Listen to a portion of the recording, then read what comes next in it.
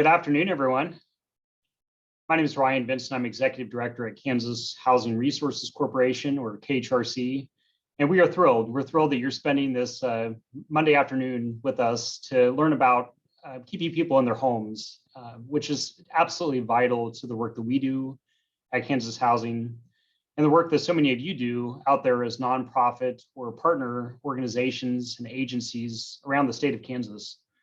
Hopefully you all got outside and enjoyed the beautiful weather this weekend, or now ready to sit and just spend an hour learning, an hour listening, and an hour really finding out how to be a resource for your stakeholders and your communities as we mutually work together to unlock home for those that we serve. We have nearly 250 people registered for this webinar on our Kansas Homeowner Assistance Fund, or KHAF program. We're thrilled to have so many of you take time out of your day because it is so important, the work that we're all doing to respond to this pandemic, which has been going on far too long, and the effects of which we are feeling for far too long as well. Special thanks to the KHRC team, some of whom you'll be hearing from. Marilyn Stanley, the director of our KHAF program, will be coming on a little bit later to really do that deep dive into the program itself. But until then, we realized that there's some background information that will be helpful to you all that we'll be wanting to go over as well. Also, a shout out to the KHRC team behind the scenes, Emily and Kim and Jeanette. We've got our partners at Widow Bryan's, Andrew and Stephen, joining us. But most importantly, just a big thank you to you all for the work that you do, because this pandemic has just been so draining on so many of us. And it takes good partners, as we've seen with our Kansas Emergency Rental Assistance Program, and now with this exciting new development of releasing and starting our KHAF program. A couple of housekeeping notes before we jump in. As you'll probably see, this is a webinar, so everybody will be on mute throughout the webinar. However, it is interactive. We very much invite you and encourage you to submit questions. There is a chat feature on this webinar that will allow us to be able to field your questions throughout the program. The majority of the presentation will be myself and Marilyn, but then we will save time at the very end for your questions to just have some conversation. So make sure you think about those questions. Feel free to submit them. We've got teams standing by to wait for your question. Finally, I may just go ahead and jump into the agenda itself. We do recognize that some of you may not be familiar with Kansas Housing, the work that we do, the lives that we touch. So we're going to spend just a minute talking about KHRC itself, then do a quick overview of our programs, which truly run the gamut from emergency shelters clear through down payment assistance and everything in between. Then we're going to talk very high level about a recent statewide housing needs assessment, which would be a vital tool for you to use in whatever role you serve as a stakeholder of housing in Kansas. We're going to talk about how that data has been helpful to us in understanding and responding to the needs, whether that's traditional housing needs in our state or whether that's COVID. The pandemic has caused so much need for so many of our constituents. So that tool has been very useful for us to help respond. We're going to spend the majority of the time on this webinar talking about KHAF because we think that's why you're here, what you're interested in, and what we want to make sure that you have takeaways and action items so that you can go out and help us be ambassadors for this important resource in your neck of the woods. Finally, we'll close with a little invitation to our annual housing conference so that these types of conversations can continue. This year will actually be a hybrid conference. So it'll be both in person and virtual. So that's kind of what to expect for the day. Again, we'll be reserving the very end for questions themselves. So let's go ahead and jump into the overview of KHRC itself. Kansas Housing has actually been in existence nearly 20 years now. Formerly part of the Department of Commerce, we are an independent, nonprofit, public corporation that truly administers a variety of housing and community programs in partnership with great people like many of you. Our mission is simple. We help Kansans access the safe, affordable housing they need and the dignity they deserve. We're talking about housing, but ultimately we're talking about homes. That's homes whether you rent, whether you own. Our job is to ensure that all of our stakeholders, whatever their walk of life, whatever their needs, have the resources, have the support that they can get. So that's part of the mission. We like to think of ourselves as dot connectors at KHRC in our constant pursuit of unlocking home for those that we serve. Our mission itself is simple, but yet is so vital. And as far as who we work with, it's you all, whatever your walk of life, whether you're a government official, whether you're a banker, a realtor, a developer, a nonprofit, an advocate, whether you're a person simply concerned about staying in their home during this difficult time, you are a stakeholder of Kansas Housing, and we're thrilled that you're on this webinar today. As far as a little overview of the programs itself that we administer, as I shared, they really run the gamut. We fund homeless shelters, we fund domestic violence centers. We work with wonderful nonprofit community action agencies around the state that do so much more than just housing assistance, great anti-poverty work. We provide tenant-based rental assistance through wonderful partners. They can help with rent assistance, with utilities, with security deposits. But we do actual housing development. We know that there simply isn't enough affordable, safe, accessible housing in our state. So we administer a variety of resources from HUD, from the state of Kansas, to from the Department of Treasury even, to be able to administer vitally needed new housing and to rehabilitate older housing so that we're ensuring that we have wonderful housing units available to our citizens.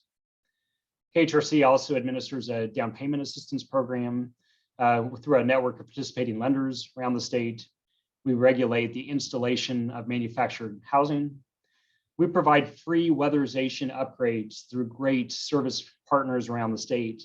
So if you know of someone, or if you maybe live in a home that needs some energy improvements, we're able to do that through grants from the Department of Energy and Health and Human Services. We also have a healthy compliance department because we know that if we're going to build housing, we want to do it right. We want to be good long-term neighbors. We want to ensure the housing that we built is going to be around for a good length of time, that it's going to serve those that it's intended to serve. So we're thrilled to have that important need met by sending qualified inspectors out around the state. And finally, this pandemic has been so much for so many of us. We've been dealing at our office with nearly 2 years now of emergency response, whether that's the KHRC program or this new KHAF program. You'll be hearing a lot more about KHAF and a little bit about KHRC here shortly. So let's go to the next slide though, and we're just going to talk high level for a minute. We're going to take that snapshot of where we're at as a state. The last time our state had a true comprehensive statewide housing needs study was almost 30 years ago during the Finney administration. KHRC knew that we were kind of running in the dark. We were not able to just rely on real data because we didn't have it. And while we had anecdotal evidence of the need for housing, whether it's for emergency services, whether it's for actual housing units, we needed data. So we worked with a lot of you through a year-long process that was launched in January of 2021. We had over 70 listening sessions, both in person and virtually, during a time of pandemic. We received almost 5,000 responses to our survey. We had census data. We had a team of professionals from bankers to realtors to housing advocates.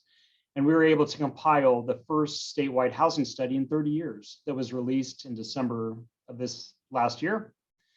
Emily from our team just posted the link to the housing study.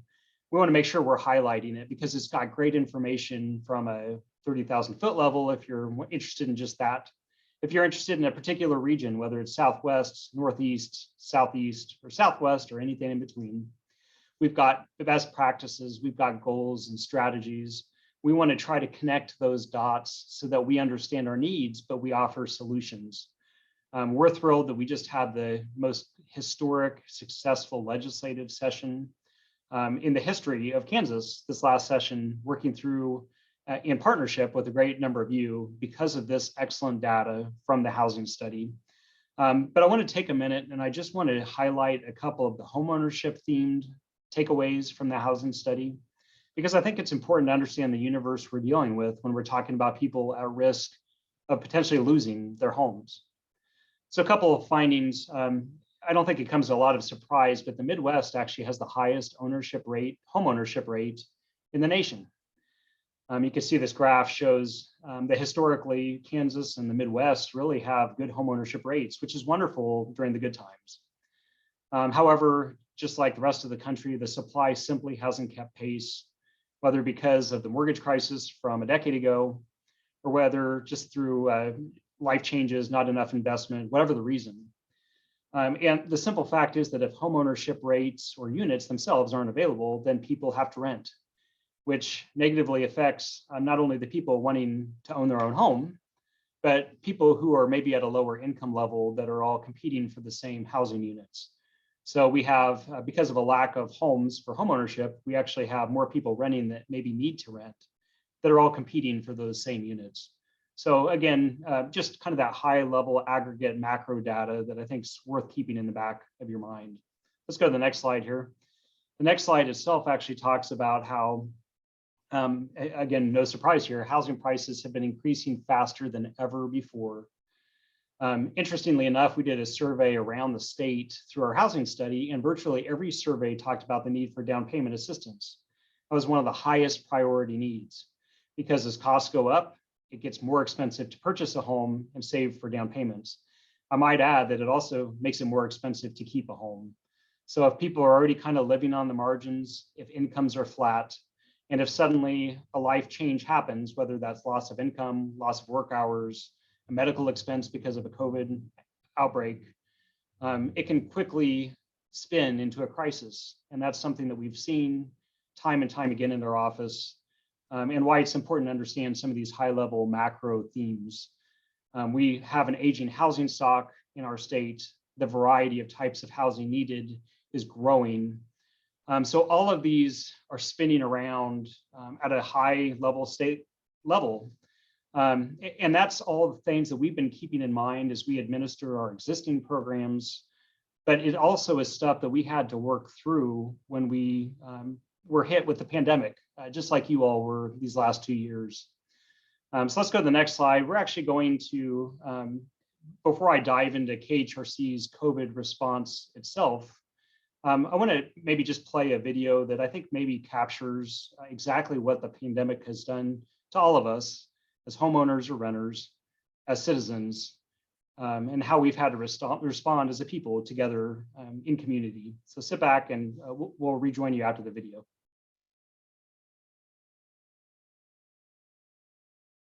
Dear home, thank you for everything you have given us.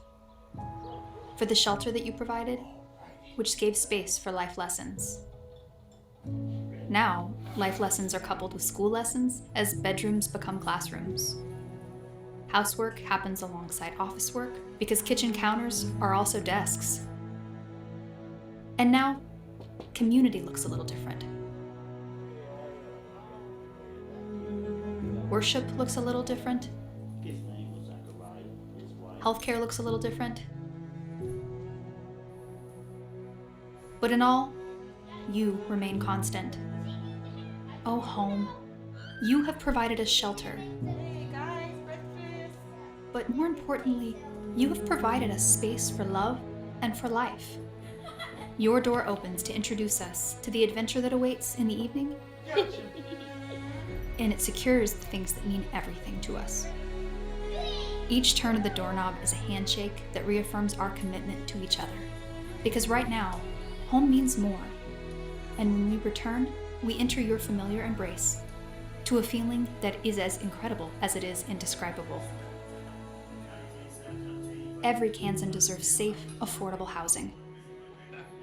Kansas Housing Resources Corporation is unlocking home.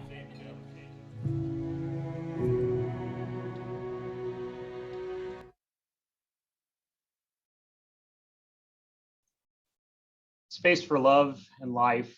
I don't think anything could capture the importance, the value, the meaning of home. And I'm so thankful that I have a home to go to as a retreat, a place that's helped keep me connected through this pandemic to all those that I love. And it's so vital that we at KHRC and you as partners around the state help ensure that people can stay in their homes, whether they rent or whether they own. Home has never been more important than it is right now when people have been working, and schooling, and getting healthcare and all the things featured in that video. KHRC has been extremely busy these last 2 years. It started with an additional $25 million we've put out to our nonprofit shelters and community action partners around the state. We then received $20 million from the State Recovery Office that we were able to administer for a CARES Act funded eviction prevention program, which was massive at the time, and yet it was just a start because the need was so vast when thousands and thousands of Kansans were at risk of losing their homes. Congress, recognizing that problem in 2 batches, passed what became known as the Emergency Rental Assistance Program. That eventually segued into the Homeowner Assistance Fund that you're going to be hearing about as well. But let's go to the next slide. I just want to do a quick shout out for the CARA program, and then we're going to talk specifically about KHAF for the rest of this webinar. As I mentioned, this program itself was funded in December of 2020. We launched officially in March. So in a little over a year, we have touched 22,000 households around the state of Kansas. That's nearly 60,000 Kansans that, but for the resources that the federal government made available, that KHRC administered, that you partnered with us on, these families could have been out on the streets and lost all of the stability that home brings. This program continues to provide rent, utility, and internet assistance to Kansans. I believe our team has already posted the link. We still have a significant amount of resource available. We also have made over 8,000 landlords whole, which we take just as importantly as keeping the tenants in their homes. Landlords who are small businesses have struggled through this time of pandemic when there were eviction moratorium in place. So we are so thrilled to get over $163 million out the door. That work continues. Please help us get word out to your communities, your stakeholders, your neighbors, that if they're struggling and they have rent due, that we've got resources to help. That's our CARA program. I am thrilled, though, that a couple of weeks ago, KHRC, again, in partnership with many of you, launched the Kansas Homeowner Assistance Fund, or KHAF program. I'm thrilled to introduce you to Marilyn Stanley. Marilyn has been with our team now for a little over a year. Before that, she was with Housing Credit Counseling, Inc. of Topeka, been a long-term institution for her knowledge, her reputation, and just her care and mission for serving Kansans. So we're thrilled to have Marilyn be part of our team. We're thrilled to have her administer our new KHAF program.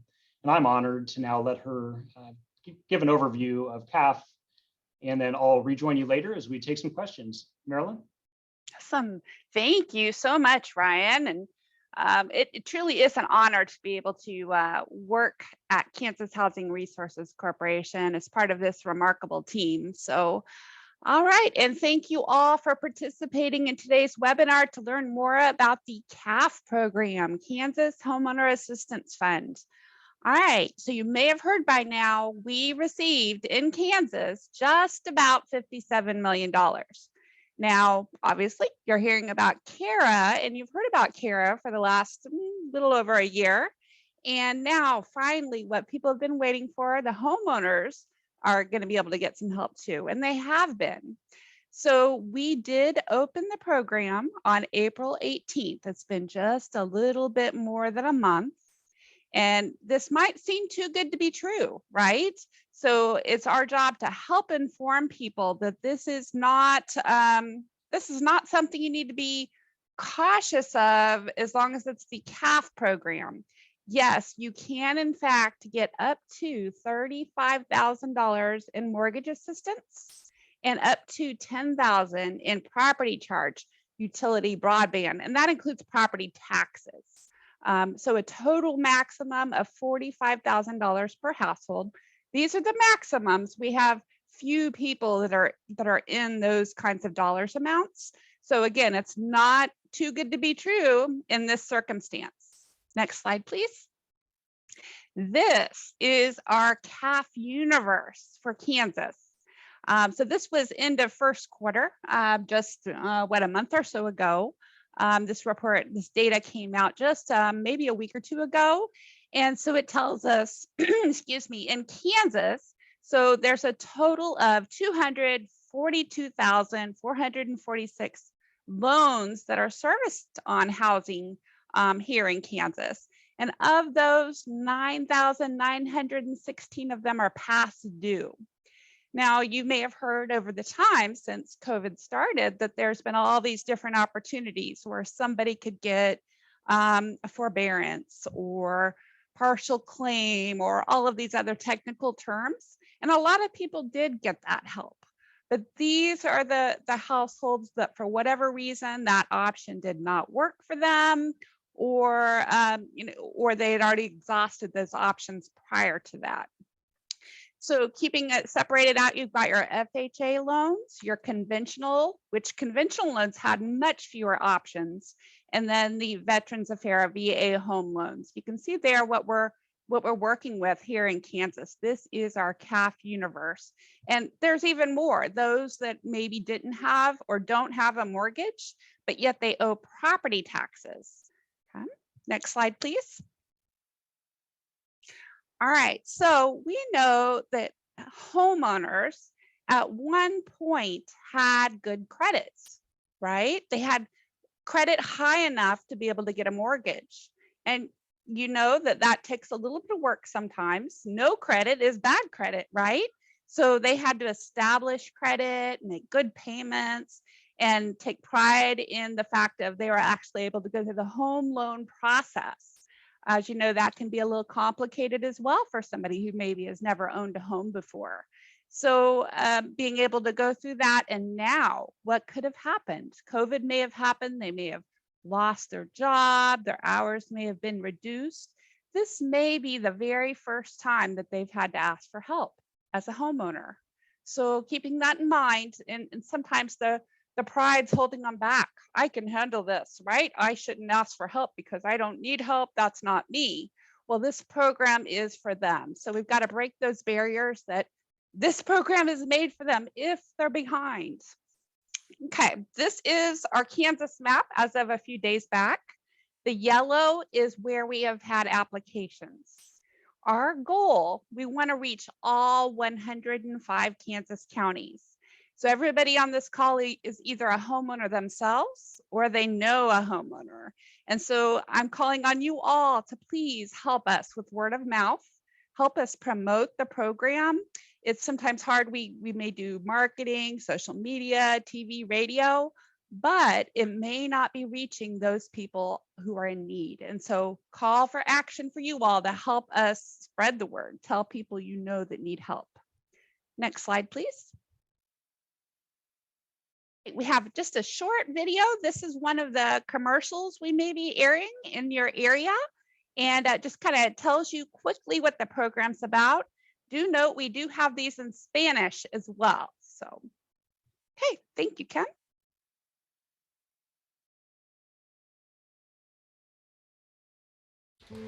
Two little words can change your life. Welcome home. Finally, a place where you have the freedom to live, to laugh, to cry, to make new memories. A safe space that's yours. Your house, your home. But the thing that makes your house your home is, well, you. But what if you aren't there?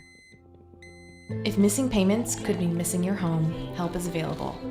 Introducing the Kansas Homeowner Assistance Fund, created for homeowners who are struggling to make ends meet. Because we know not everyone is bouncing back from the pandemic.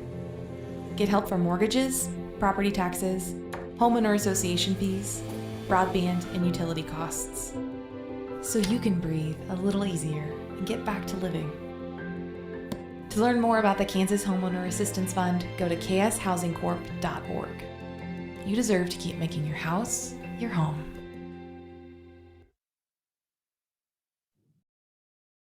Thank you, Kim.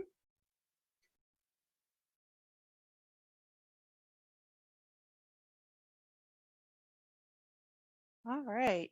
So income guidelines. What's it take to be qualified for the KHAF program? First and foremost, and I'll probably mention this again later, it's important to know that the applicant must be 30 days or more behind, past due or delinquent, whichever word you'd like to use. They must be 30 days or more behind on their mortgage or their property taxes or charges before they would qualify.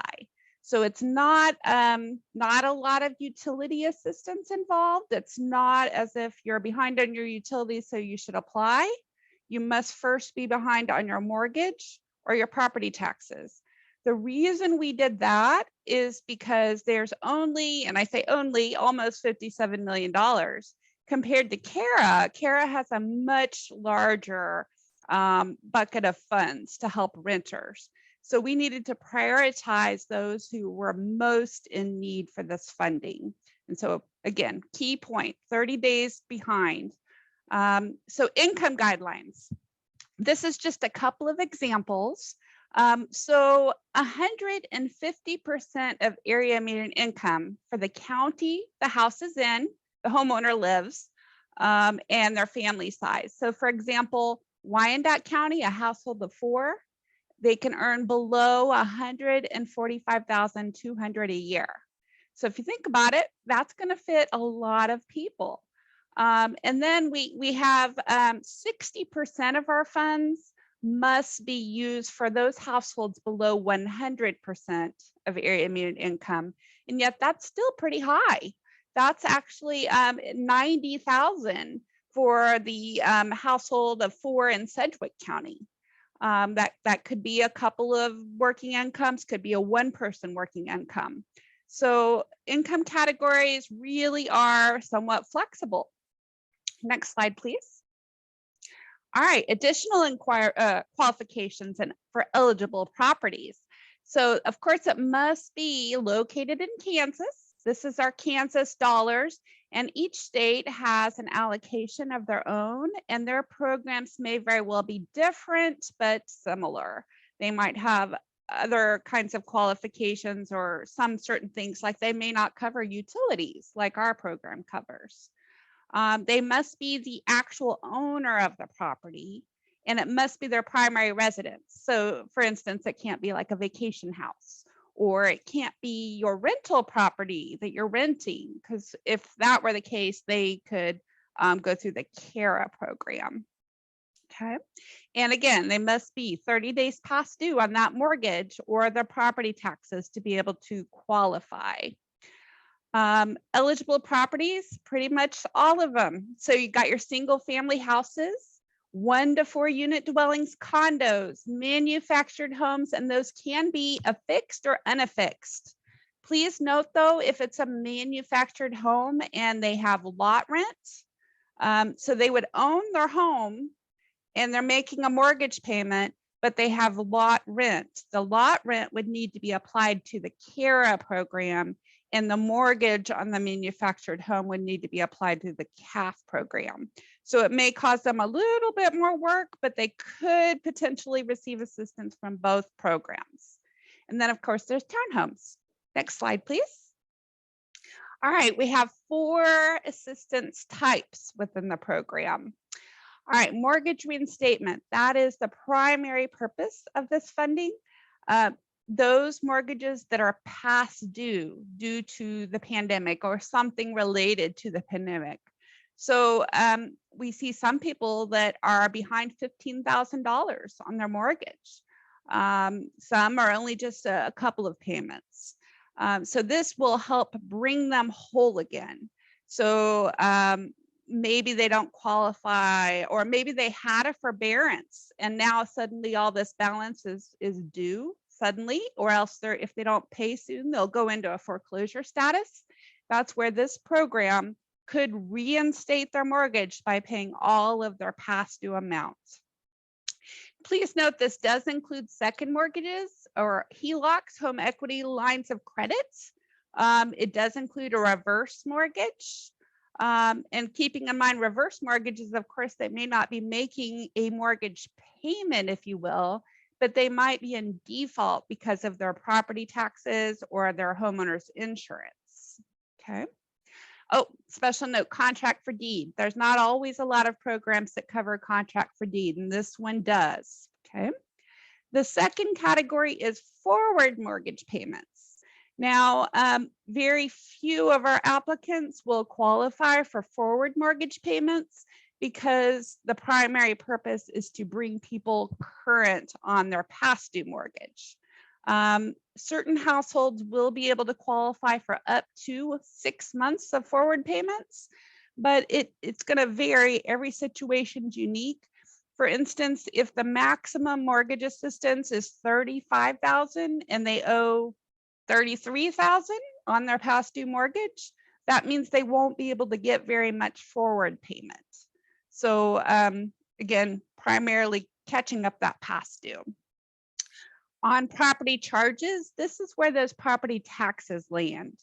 And probably a lot of people here on this webinar are familiar with there's not been sources of funding to help with past due property taxes.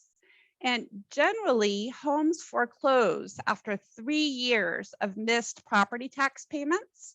And this source could very well potentially help people with recent past due taxes.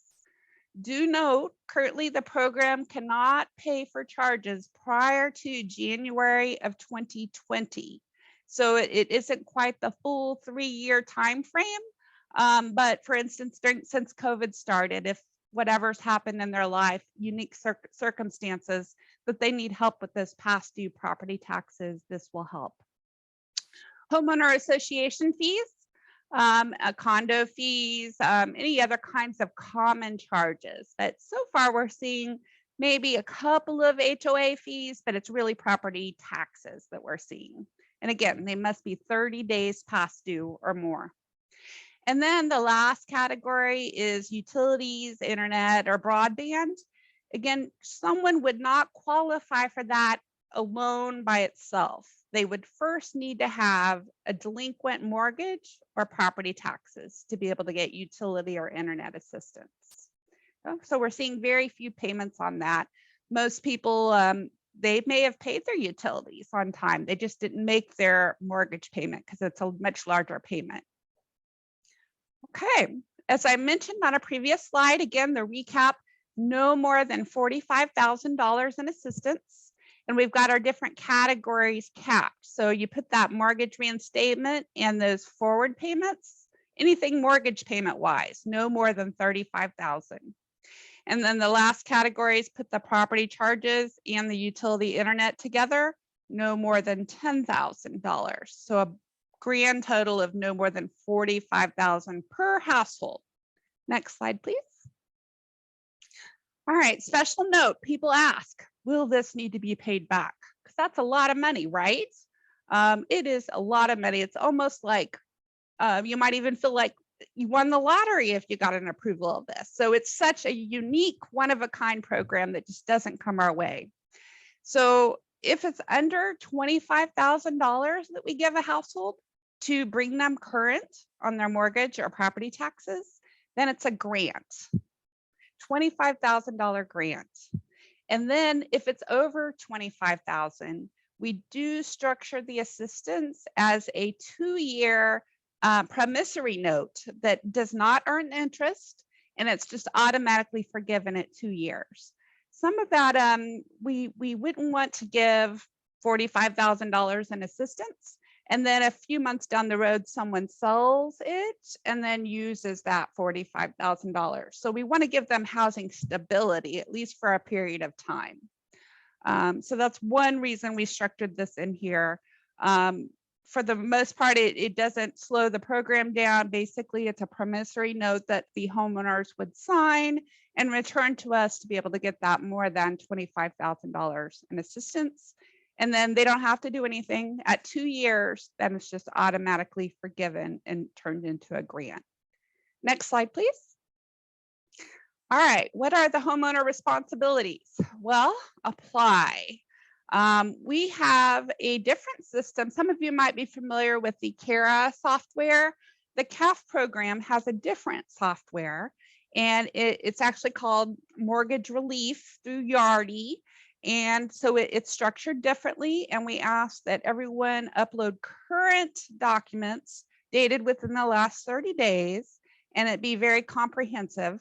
But we've tried to streamline it where we only ask questions we need to know, and we have sometimes it could be just a type statement. What was your hardship, right? You could say, lost my job for this time frame, I was unemployed, so I was a reduced income. So you're going to be attesting to a lot of the information within there. Okay, apply early. This funding could go as long as, I don't know, 2.5 years or something. But our early projections think our funding will be exhausted within about 6 months. That is if applications continue to come in as they've been coming in. Some of the things people need to put in to our software, they could use their cell phone, take a picture of their photo ID or their pay stubs, mortgage statement, all those things that would help us to know what we need to pay and that they are who they are. Next slide, please. All right, just quickly, homeowner representatives. So I think there are a few people I'm seeing here on the Zoom meeting that they may very well be offering their services as a partner organization. Now, they've done this out of the goodness of their heart, and they have registered on this homeowner representative system through our software. They watch a half-an-hour video and they register, and then they've actually helped some people apply to the program. And they can log into that system at any time, and they can look at the status of those homeowners that they've been able to help. And they can watch everything come in. They can submit documentation, additional documentation. Just know that this exists. If you know of somebody who needs extra help, or if any of you want to be a homeowner representative, basically the training is offered once a week, and you do the training, you sign up all on your own, and you're good to go. Next slide, please. Lender participation.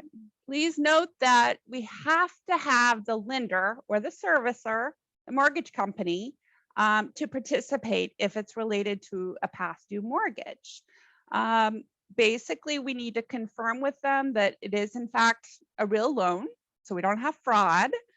Confirm that that is in fact the homeowner, and confirm balances. And then we also send the funds to them to make that homeowner whole electronically. So all of this is done through our software, through a common data file, if you will. The other day, we had about 100 lenders signed up. As you can imagine, there are so many lenders and servicers. You've got the national companies, and then you've got the local Kansas banks or credit unions. So this is something that we're working very hard on. They should fill out a contact form, of course, a W-9 form and our vendor form, so we know how to send payments. And then a collaboration agreement, basically saying, yes, I'll work with the program. So if you know of lenders or banks, please mention this to them, because that is one item. We're able to look at applications submitted for the KHAF program within 24 to 48 hours. But what's taking the longest is sometimes getting the lender signed up to get payments. So once that lender is signed up, things will go much faster. It goes much faster. So eventually, hopefully we'll have everybody signed up that's going to be signed up. And each lender could participate in this short 1.5 hour webinar to learn about how to use the system on their end as well. Next slide, please. All right, special note. So of course, HUD housing counseling agencies and legal services, they are part of the KHAF program. So pretend you're a homeowner and you're behind on your mortgage. You go ahead and apply, and maybe you get approved for assistance, which is great. That's really what you wanted. You wanted to be brought whole again. And maybe you think you could make your payments going forward. but something in your life could still be not quite sure. Maybe you're paying more than 30% of your income on housing, for instance. Well, if that happens, we'd make a referral to one of the HUD housing counseling agencies here in Kansas, and in hopes that that family would participate in one-on-one counseling. And that would help them work on a budget, try to make a plan for the future, talk about resources, so that maybe they'll have stable housing going forward, even after this assistance. Or it could be that maybe they were denied assistance due to some reason. And then so we would make a referral to a HUD housing counseling agency to help them figure out a plan on how to handle that situation. One reason for denial could be that, let's say they owe $50,000 in past due mortgage. Well, the program can only help with $35,000, so they might get denied. They would get denied. And so by referring them to a HUD agency, they may be able to work some kind of arrangement with that servicer that if they put some of that past due in the end of the loan for a modification, and then the KHAF program could come in and pay that other amount. So there may be some things that could be worked out to be able to bring that person back into the KHAF system to get caught up again. Now on Kansas Legal Services, we are making referrals to them through the program for things like what we're calling tangled titles, if you will, where maybe a homeowner inherited their property and maybe they're behind on the mortgage, but we can't approve them because it's not actually in their name. So we would refer them to Kansas Legal Services to help them get that title and all those mortgage documents in order and straight. So then they could maybe come back into the KHAF mix and qualify. There could also be times where if somebody's really close to foreclosure or about to have their sheriff sale, then Kansas Legal Services may be able to do some answers to the court or file some motions to try to give it a little more time to see if the KHAF program could help them. So please note there is a Kansas foreclosure timeline. This current link here is on the Attorney General's office. And I believe some of the HUD housing counseling agencies also have the timeline. Foreclosures in Kansas, it's a judiciary process, and so it can take a little bit of time. But since the KHAF program just opened, some people may be very close to that foreclosure status. And if they are in foreclosure, we will prioritize, we'll escalate their case so that we can get things moving faster. Next slide, please. All right, these are the 3 HUD agencies that are physically located in Kansas. If you ever need to know, you can go to the HUD website and search HUD Housing Counseling Agencies Kansas. And these 3 agencies come up, it actually comes up with 5 listings because 2 of them have more than 1 location, but there are only 3 in Kansas. So Community Housing Wyandotte County only covers Wyandotte County, and the other 2 agencies cover the entire state. And so our referrals are pretty much going round robin between them, between CCCS and HCCI when it's not Wyandotte County. Next slide, please. All right, quickly, the KHAF webpage. So it's, everybody can find it, of course, on the kshousingcorp.org, and then under Kansas Homeowner Assistance. So there are lots of documents available there for you to share or use or read. Of course, the fact sheet, the flyer, the income limits, and then we do have all of those documents in Spanish as well. Thanks to Valina. Valina's on the KHAF program staff, and she's done all the translating for us, which has been wonderful. As of about a week ago, this is what we had on our metrics. And of course, the metrics are updated once a week. And we have a list available as to how many applications we received by county and how much have been funded by county. And so a week ago, we had 777 applications submitted and 72 were funded. Now I think we're just about at the $1 million mark. So we're still early in the game. And again, I think things are going to start processing faster now that more and more lenders are actually getting signed up to get those payments. Again, we're looking at applications within 24 to 48 hours, and just sort of waiting on getting that servicer signed up for those payments. Next slide, please. All right, so questions, of course. We have our webpage. We do have the KHAF call center. They are open 8 to 5. And the phone number, of course, is 855-307-KHAF, which is great. So hopefully people will remember it. Or we've got an online contact us form. It's not an actual email address, it's a form. So that way we can better track who is submitting questions or needs a return call back. Okay. Now, there's next to Mr. Ryan. Marilyn, thanks so much for the great information and your leadership. And a special shout out to Valina too. She's the administrative specialist that supports KHAF, and she just does fabulous work for our team.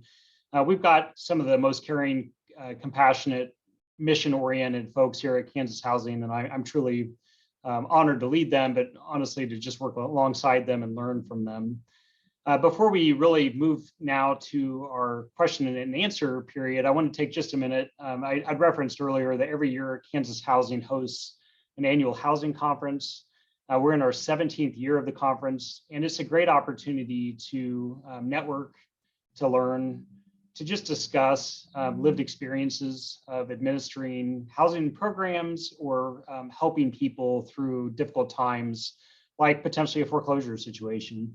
It's a great chance to explore best practices. This year itself will be at the Hyatt Regency in Wichita, August 30th through September 1st. Emily Sharp, I believe, from our communications team will be posting a link to the conference. It's the premier event to really connect and stay tuned to all of the exciting new resources that we have. So be sure to check out that conference website. Registration is now open, so we'd love to have you there, whether you're attending in person or participating virtually for this hybrid event. Before I move on now to the question and answer period, I do want to make sure that you have our contact information. There's this general info@KS Housing Corp email address. We'd love for you to check out our website. We have a great user-friendly website, whether it's KHAF or any of these important programs that we administer. Join our mailing list so that you can find out when there's new programs, new resources, maybe fair housing training, whatever it is that you're interested in specifically. We have a very active communications team that does fabulous work. Follow us on Facebook or Twitter. Just stay tuned, because it is absolutely integral that we're able to connect to each other, to share and to learn from each other in the great work that each of our respective organizations with you all as stakeholders are able to do. So that's our slides and prepared remarks today. This is my favorite part, though, of the program, and that's just taking a few minutes to go through your questions. You'll see Marilyn has joined me back here again. Marilyn, good to have you.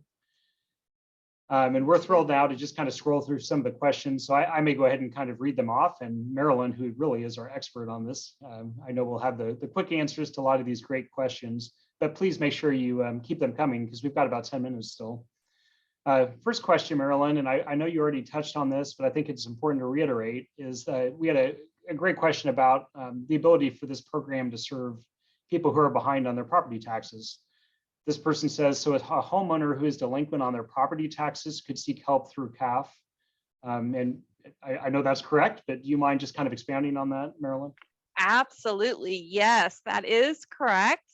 And again, keeping in mind that we cannot assist with expenses accrued prior to January of 2020. So if all of those past due property taxes, Ryan, are after that date, then it's easier for the KHAF program to approve. If there's a combination of something prior to 2020 and forward beyond that date, then because we cannot make a homeowner whole on that, we can't bring them out of foreclosure status, if you will, or prevent a foreclosure, then they would be deferred until maybe that homeowner might be able to come up with funds from themselves or somewhere for those expenses prior to 2020, which we've had that happen a couple of times. So. Great Absolutely. information. It was a very thoughtful question. And another thoughtful question that just came in here a few minutes ago, Marilyn, was about recognizing that there's so many Kansans who have struggled this last couple of years, and they've done everything they can, whether they're renting to stay in their home or whether they're a homeowner. This specific question is there help for people who had to borrow against their 401k retirement plan, as an example, to make those mortgage payments? Is there assistance available to them? You know, Ryan, I wish there was. Since the program is set up to only assist those who are 30 days or more past due, we would not be able to pay back any funds someone had used all their savings or their retirement. But if they happen to slip over 30 days past due again, they should apply to the program at that point. That's a little bit similar to we've had several people who signed up where they got a second mortgage to pay their past due mortgage. And so, yes, they pretty much solved their situation. So they may be current on their mortgage. So they self-funded themselves. But again, that might be hard for them to repay down the road. But again, they would have to be 30 days past due to qualify. Well, thanks for that good information. And it's certainly a reminder just about not only the need that the struggle that people have had, but also about the other resources that may be available. We mentioned the partner organizations like the credit counseling agencies, Kansas Legal Services, these great groups that do such wonderful work out in the state, particularly the credit counseling agencies, maybe some assistance in that type of situation, just to help get people a little bit back on their feet, get some good counseling and information out there. That's right. All right, Marilyn, I'm going to keep going through questions here. Sounds great, Ryan. And actually, I'm not seeing any others. I thought that I had seen, oh, there's one right now. I think I was jumping to the end of my question chat feature. So let's talk about a situation, Marilyn, where there's multiple people that are on the deed of the own the home. You know, they've co-signed when they purchased the home. In that situation, if there is a co-signer on the house, will their income count in the guidelines? So you did discuss just about the income requirements that folks have to fit under. How do you handle a situation like that with two people on the note? That is an excellent question, Ryan. So it is in fact on the household's income. So for instance, if I was a co-signer on my daughter's home loan, for example, it would not account for my income, only those who live in the household. Now, it would probably be put on a little extra. We take a look at it. Maybe we need some attestations to say that, or from both parties, just to make sure we've clearly documented that that's who lives at that house and who doesn't. But yes, that would work. And along some kind of the same lines there, Marilyn, it's just a really good question just about it's a bit confusing with the income requirements because, you know, I know you went through it once, but let's talk one more time just to remind the audience. This question, can you please confirm the income requirements for the program? Is it 100% or under the federal poverty level? Can you provide some clarification on that, Marilyn? Absolutely, yes, it does get a little confusing. So for the KHAF program, it is the HUD area median income limits, and they must be below 150% of area median income. So it's not federal poverty limits at all, it's the area median income. And so within our program, we do have to monitor if we're providing 60% of our funds to those who are under 100% of area median income. But we don't want people to not apply just because they're not at below 100. Anybody who's below 150 should apply. Currently, we're exceeding those targets. Probably, I think it's about 90% of our applicants so far are below that 100% area median income. Well, great information. Let's switch gears just a little bit here, Marilyn. And another thoughtful question just came in, and that's, does an applicant have to prove how they came into hardship to qualify for the program, or just the fact that they owe over the minimum requirements? That is a very good question. So our documents are our pre-qualifier application, if you will, Ryan. It asks them, it gives a list of general reasons why someone's income would be reduced, and also some general reasons why expenses may be increased.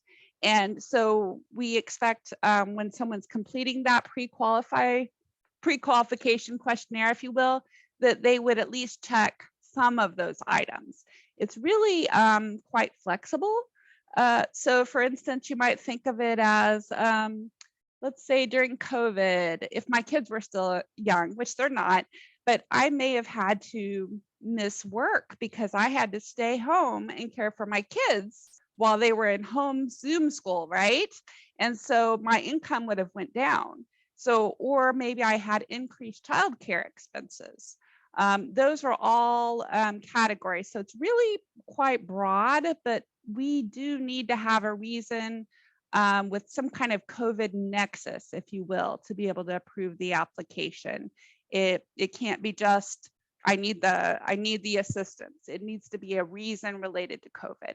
And we think we've set up our system to try to capture that all pretty well. So if there's a unique situation, I want someone to let me know if they've got ever a question about that. Great.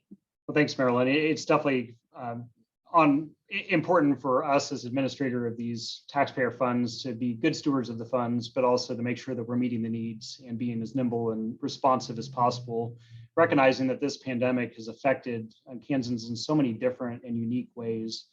So we try to strike that balance. I know we've got a thoughtful team behind the scenes that are making this decisions day in and day out.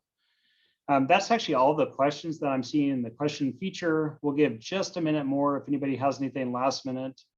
But I also want to be sensitive of folks' time. They've spent an hour with us today and had such good questions. Not seeing anything else coming through. Marilyn, do you have any, or are you seeing something? Maybe it's just not coming through on mine. Okay. I see one that came through on my end asking, do utility providers need to register to receive payments if we have already done so for KHRC? Excellent question. Since the KHRC system and the KHAF system are completely different systems, but there's no registration needed for utility providers. Basically, if you look at it on the other end, pretend I'm a homeowner and I apply to the KHAF program, because again, I have to be past due on my mortgage or property taxes. And then if I'm past due on my utilities, I can put that in and ask for that too. So I'm going to upload a current statement of my past due utility. And then if I get approved, the KHAF software is going to send a paper check to that utility company. So it could take, 7 to 14 days for that paper check to arrive to you. Now, I know the KHRC program sends utility payments electronically. So it is very different than the KHRC program has been. And we've had much fewer utility payments since the primary purpose of the KHAF program is for mortgage and property taxes. Excellent question. Absolutely. And a couple others, Marilyn, that I've seen come through, and we'll keep going as long as, of course, we understand if people need to drop off since we're at the end of our time, but I want to make sure we get as many questions answered as possible. Would someone's loan qualify if their home loan is collateralized with their primary residence and a rental property? And that's a pretty complex question, but it sounds like maybe they're using their home as partial collateral for a business venture, Marilyn. That one is a little bit complicated. We have not had one of those come through yet. Yeah, so it needs to be their primary residence, and it must be a loan on their primary residence. So I think the way that was described, I'm not sure that that would qualify because it has to be the place where they're living and the mortgage on where they're living. So yeah, these are good case studies to kind of go through, and we realize that there's a lot of unique situations out there. Did just have another one come through on my end. It just said this individual says that they want to make sure that as a homeowner, that they have to be a homeowner in order to receive the utility assistance. And that might be a chance to maybe tie in the other resources that we have through KHRC, Maryland.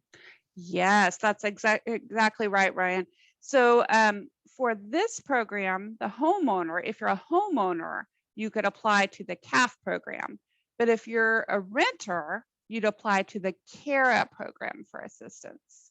And so keeping in mind, some homeowners may not have a mortgage itself, but they still owe homeowners insurance and property taxes. So if they're behind on their homeowner insurance or property taxes and their utilities, they could apply to the KHAF program to potentially get utility assistance. Yeah, very good question.